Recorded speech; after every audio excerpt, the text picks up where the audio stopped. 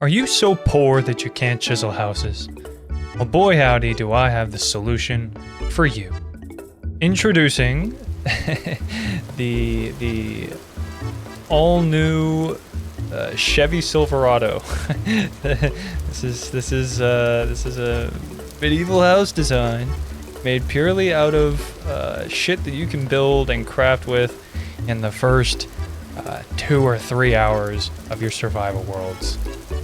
So I thought I would break it down for you and show how you can build. You too can build such an amazing, impeccable home that all your friends will be jealous of on your server. Today, yes. So we're just gonna take this one step at a time, and I did this with thatch instead of the cob that you see over there, but either will do. It all depends on whether or not you want to farm that amount of dry grass. Besides, I think the cob is charming. But yes, let's start from square one. So what you're gonna want to do is place logs and any kind of gravel, your local gravel from your backyard into this pattern here. The general things to look for are that there's a 3-block gap here, a 4-block gap between here, and a 4-block gap between here. Usually I would do 5, but I guess I was just smoking crack when I made this, so it's not. But it turned out all right. Yes, and then you'll just take gravel and go along the inside here, and that will be the border for your floor. Yes. So step 2. This is where things get a little fancy. You're gonna want to take your log of choice.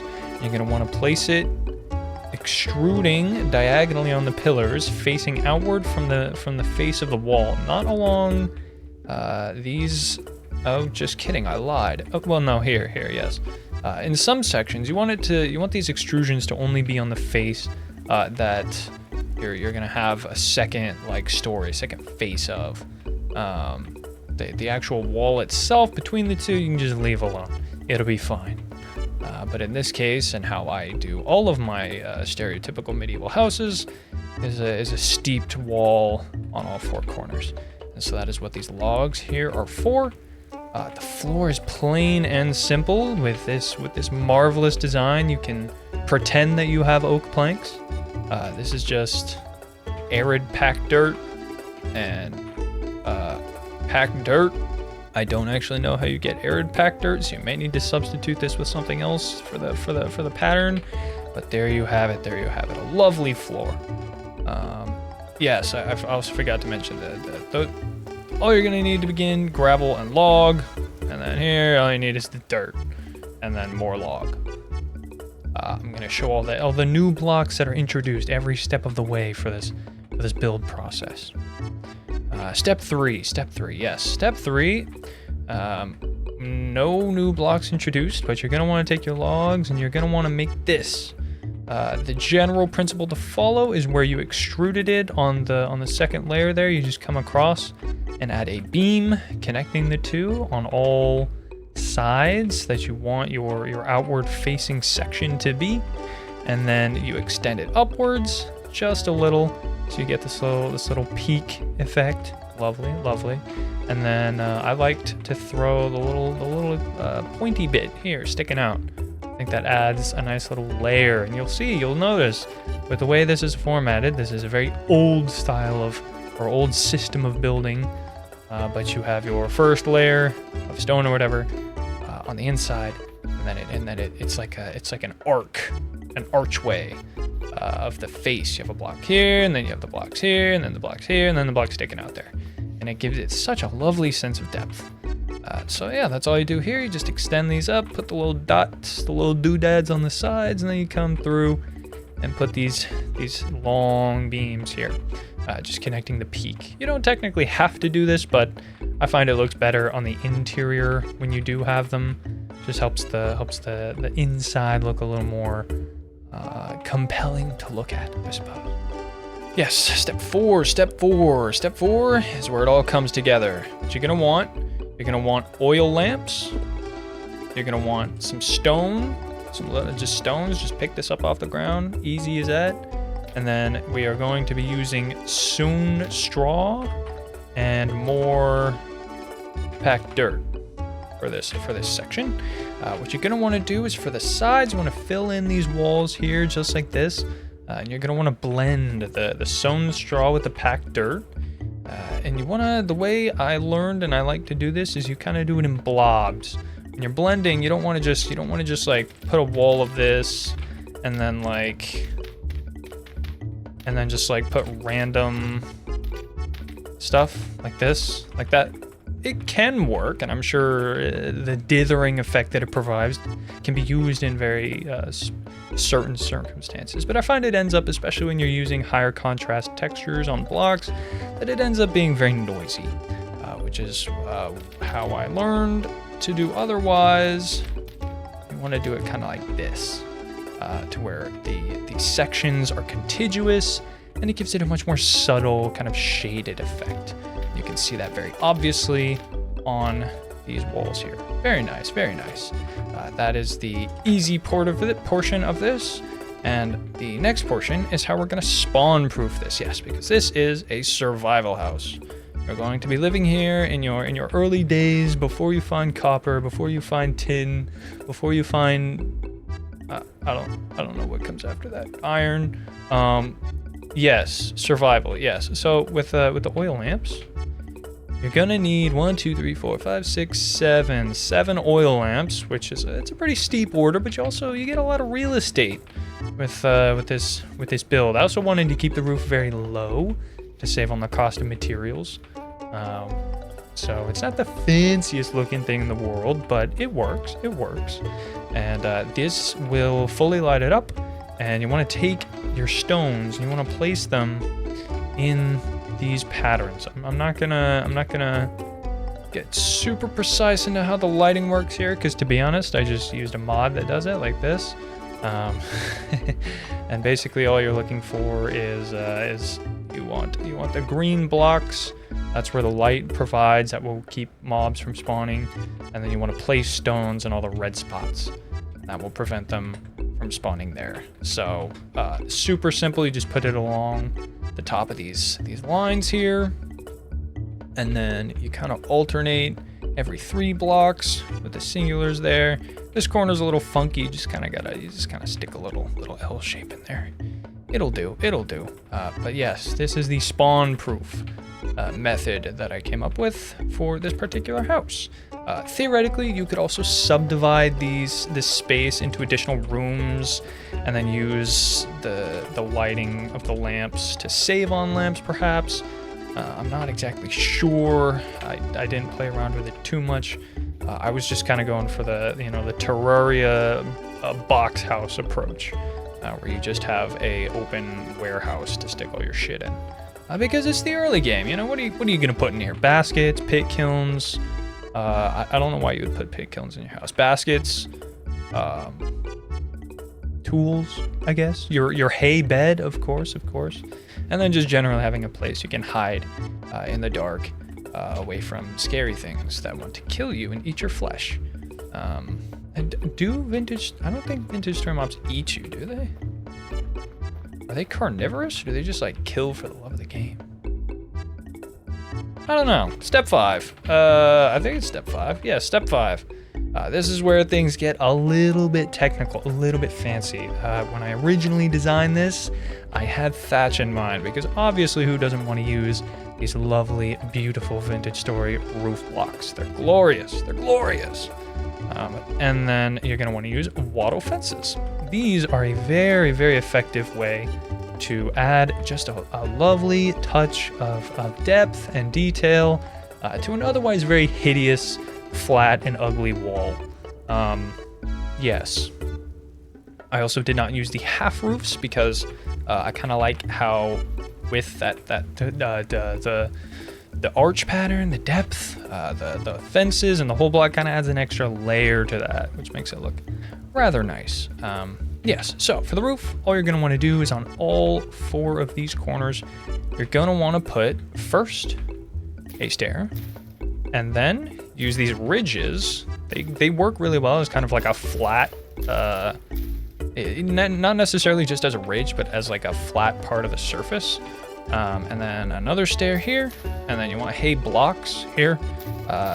The reason, part of the reason I made the cob roof is because I realized how horrifically expensive this would be to farm, and I feel like by the time you can farm this much dry grass, you have better materials to build a house than just dirt and logs and gravel. But you know what? If you're in it for the love of the game, this is how you do it. It's just stair, roof, stair, block, roof, stair, roof. And then you repeat it down the other side. And for this side, it is stair, roof, stair, block, stair, block, roof. Like that. I'll just give a little close up.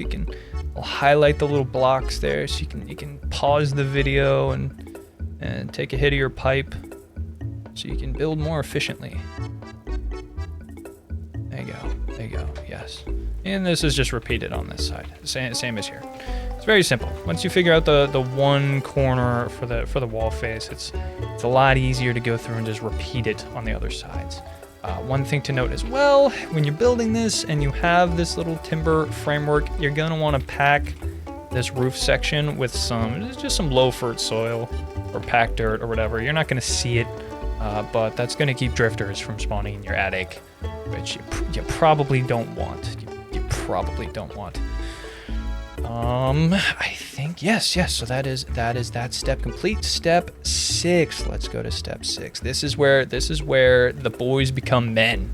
This is where the seraphs become gods, right? Seraphs are like angels. I don't know. This roof gets kind of funky. It gets kind of funky when you're doing this kind of shit. The simple principle is whatever block you used in the line of this roof, you just want to extend it out and connect it with the equivalent block at the same height at the other portion of the roof. Where it gets funky is in spots like this, where it doesn't. This was kind of just kind of blocks, right? So it would look kind of flat and ugly if you just left it like that. So what I did is I just placed some roofs, some of these ridges, just across on top of the blocks to make it look a little bit plush, a little bit covered up. But I mean, you can't really see it from the ground anyways. So yeah, I think it looks rather nice. The roof is pretty simple. You just kind of repeat the same blocks and then connect it. It looks scary, it looks daunting, and it's kind of a headache, especially to do in survival, which is why you may want to opt for the green top. But that is how you would do this. And there you go. You got 4 walls. That's a lot more than 4 walls. You got walls and roof and lights. All you need left, and where I like to do methamphetamine is on step 7. That's step 7, right? Step 7, yes. Detailing. Yippee! This is where your house becomes a little bit more than just a dirt and log and grass hut. All you gotta do, you take these crude doors, you come up here, put them just like that. I only did this on the faces of the walls because I think if I put them everywhere, it would kind of overload the house with detail. And then you use the lovely rough-hewn fence, just place them in here, these little bits here, and then it's spaced every 1 block from where they are on the edge of the roof. And then you put them up underneath these little log things here as well. That is all there is to it. It's literally just fences and doors made of the shittiest material in the game. Yeah. And there you have it. I also put this little thatch ridge staircase here just so you can like walk up this, because obviously at this point in the game you don't have stairs. So this will do. You can just walk right up that, just like that. And there you have it. This is a completed. You can hear the rain sound goes away, which means this is nice and enclosed. You're gonna be cozy. You're gonna be safe. And you're gonna have all the space you need for your survival endeavors. I think the biggest flaw of this design is how many fucking logs you'll need to chop to. Let me shut that door. how many logs you're gonna need to chop to build the timber frame. So unless you're like a tree cutting fiend, maybe you just replace that with, I don't know, dirt or something. Just if you're lazy and you don't want to farm that. But if you want to flex and you wanna look cool to all the other cavemen on your server, you use logs, because that's what real men use. Yes. Yes. The roof. Yep. All that. Pretty straightforward. And then obviously here we have the cob variant. Yes, the green top, which I honestly kind of prefer. I think it looks more like a I don't know, some kind of Anglo-Saxon dwelling, even though the Anglo-Saxons used thatch. It looks like an early medieval primitive dwelling. I wouldn't say primitive, but that's definitely not the historical term for that. Yeah. So there you go. You can put the cob roof. This is a lot simpler. Same principle applies. You just replace all the blocks here with cob instead at the same level, and you can get yourself a lovely green top. That you could grow stuff on that if you really wanted to. I think you'd have to have a bucket to do that, but you can maybe grow some trees. That look kind of cool. Just like a big tree down the center, maybe. I don't know. Can trees even? I don't know. There you go. There you have it. There is the meth-induced fever dream of a medieval house built out of the shittiest materials in the game. If you want to be the coolest caveman on your server, you build one of these, and your friends will all be jealous, and they'll farm copper for you because you're like the god of the server. I don't fucking know. Hopefully this is informative and enjoyable, and I will be back.